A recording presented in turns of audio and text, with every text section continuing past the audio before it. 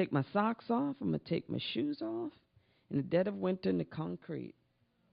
And I raced them. And I beat them. And I thought to myself, it's only been recently that I thought to myself that everybody was cheering, and he was saying, you didn't beat me, it was a tie, you didn't beat me. I said, yes, I did, yes, I did. And then I got in trouble with the teachers for having my shoes off. And, but nobody noticed that I didn't have any shoes on.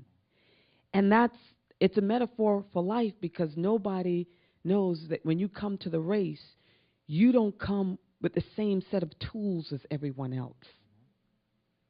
That even when you come into the race with a deficit, you still have to run the same race. And that's the metaphor I use for my career. You know? We know from our past experiences that big things start small.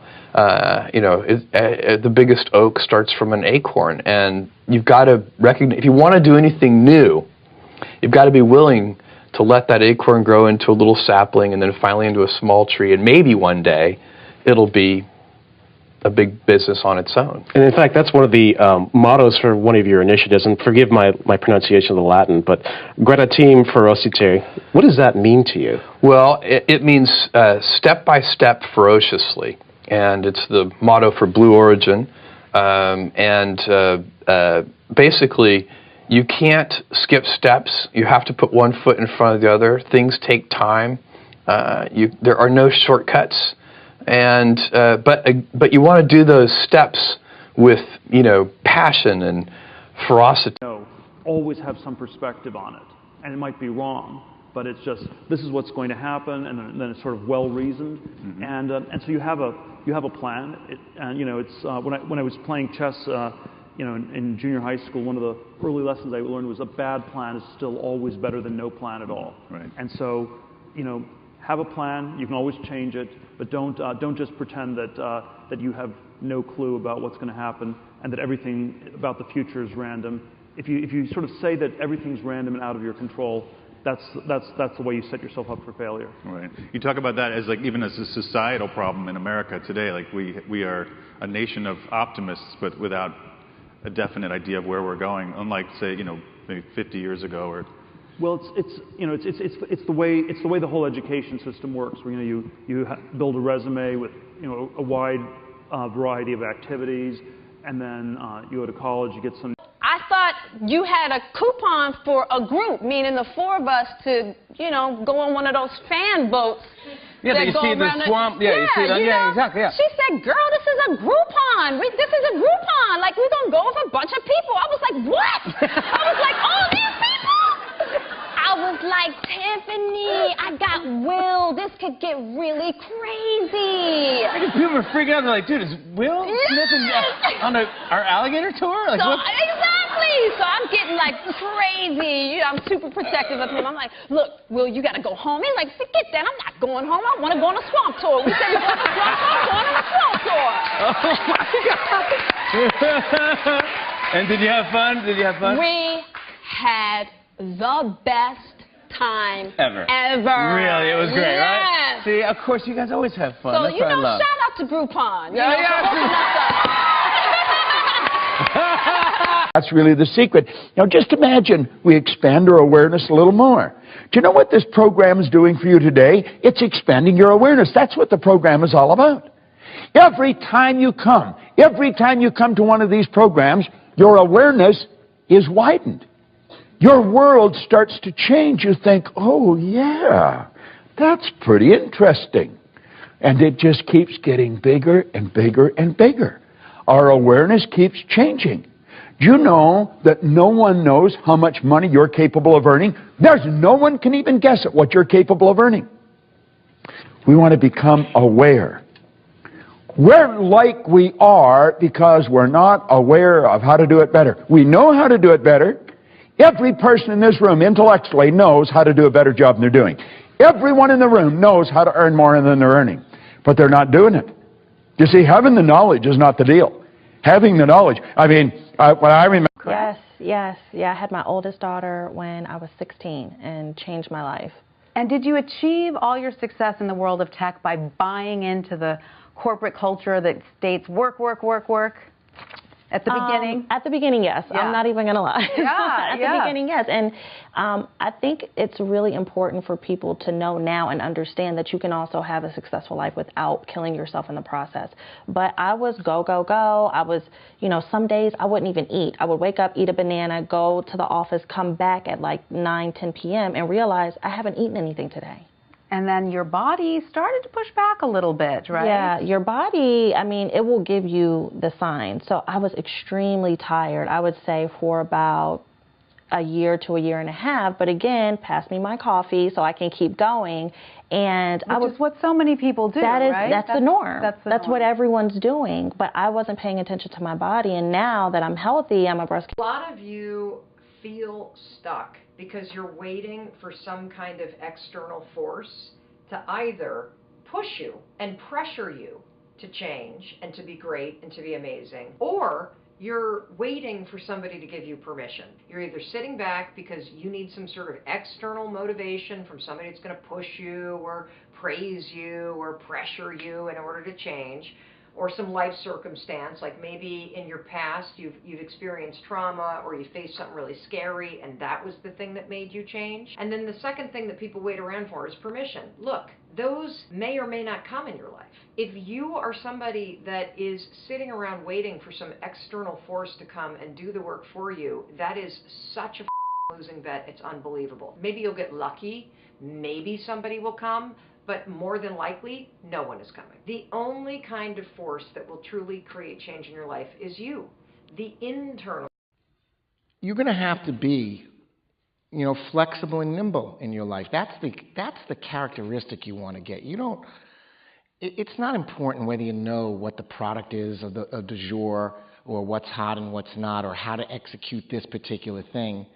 You need to learn business, and you need to learn how to question and have an open mind. You need to know the process of thinking about things. You notice how people can go around and be an investor in this industry, turn around and without doing anything, be a great investor in another industry, or some CEO who one day is running Ford Motor Company, then can run Boeing or different industries.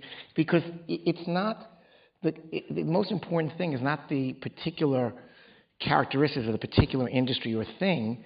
It's how to be a good CEO, just like it's how to have presentation skills, how to be a good manager, how to be a good subordinate, how to be a good partner. If you have a tremendous tenacity, but you're studying, you're learning, you're trying to memorize and remember everything that you're being taught, and you're really trying hard, you could have great tenacity. You need the making sense of something. You need to embrace reality. You need these other dimensions, right? So I think the things that we started to talk about just before, the things that these people have a need for is first they need to most fundamentally make sense of things, which is a very different kind of learning process. It's a very internalized learning process. It's not a memory-based process. So none of these people, unlike the population as a whole, none of these people have a desire to follow instruction. Did. You know, when we were at Howard, there was like 10 of us who had the opportunity to go study Shakespeare at Oxford for the summer. That sounds daunting, though. Like London, Shakespeare, it just sounds like... And they never had anyone, they didn't have many minority students, much less people from like an historically black university go. So we were like one of the inaugural groups to go. But none of us had the extra money to go, and each person was like $5,000 per person or something like that. Right. And I remember a friend of mine reached out to Felicia Rashad, who's also an alumni of Howard, and they got on the phone with Felicia, and Felicia was like, "Oh no, you are going." And we were like, "Okay," and she was like, "I will call you back." And she hung up, and the next thing she knows, she calls back, and she's like, "So Denzel and I are paying for you guys to go to Washington." Denzel? Yes. A little Mr. Washington, and I'm happy to say he paid for my scholarship. Oh my gosh. And we went and had this amazing summer that changed all of our lives. My husband tells me, and I think this is really true, whatever happens to you when a child is what stays with you, because you actually don't have any ability to discern. You don't have advanced reasoning skills. And so childhood leaves a mark for good or for bad. And so those days, those early days, that feeling of insecurity, I feel in every way. And I know we all understand this about ourselves, but they very much drove me to the career I am in terms of finance and investing, because I was desperate to understand money. And I think it also drove me to the path that I've taken, because that sense of insecurity led me to crave security. So what I mean by that is we moved all the time. We had all these things happen to us. So I've only had one job ever. I've worked at Ariel since I graduated from college in 1991. And so I've been there. This will be my 27th year next year, during a time in our society when the average person has 11 jobs in their lifetime. I've only had one work phone. Smart about consumption. We have got to start saving. When I went to graduate school at Princeton, and I took one course in economics, and there's one term that I learned. It's called, and you guys should remember this one, it's called the marginal propensity to consume. The marginal propensity to consume is that you consume way beyond your margin of wealth. And you know what they call that? Debt. Yeah. We have more debt than any other group in America. Ergo, we have less savings. Without savings, you can't invest. Without investments, you can't accumulate wealth. We have got to postpone sort of what I call just unnecessary, impulsive consumption and focus on savings. Interesting place. I live downtown, not too far from all the activity that's going on. And I've seen the gentrification that's happening in Baltimore. I know that right now, and as we sit here today, there's about $3 billion worth of development that's going on in Baltimore between the Inner Harbor, and if you don't know that Johns Hopkins and the University of Baltimore are becoming a biotechnology center for all of America. Yet with all of this development going on, I have not heard of one training program in Baltimore to help the people of Baltimore accept those jobs. And you wonder why people are frustrated and upset. Because all these six-figure paying jobs are going to have to go to people who do not live in Baltimore. And so, my beloved, I'm just saying that it's time for us to help people understand that we have to stand up and demand the training and the opportunity. I began to share with this young guy that, well, you know what? Yeah, you lost your job, but you haven't lost your skills, your talent, or your expertise. What we've got to do now is create opportunities where the skill, talent, and expertise can be transferable. Creating an opportunity and looking for a job are two different things. Too many of us for a long time have confused our net worth and our self-worth. Your net worth is going to fluctuate. It's going to go up and down. That's what money does. But your self-worth should not. Who you are, what's important to you, how you live, your values should never be negotiable, compromised, and you should never settle. Again, we have gotten to this point where we've got to say to ourselves, my net worth is not my self-worth. We can all analyze the reasons why we can't get ahead. And we should be very focused on that, and we should all feel a collective responsibility to change that. But one of the points when I was growing up that my father emphasized with me was focus on what you can control. And the only thing you can control is your performance. There's several ways you can look at that. He was not saying that to limit me. What he was saying was that opens up a range of opportunities. And from an accountability standpoint, don't, in fact, run away from that problem or challenge or barrier. Figure out a way to jump over it.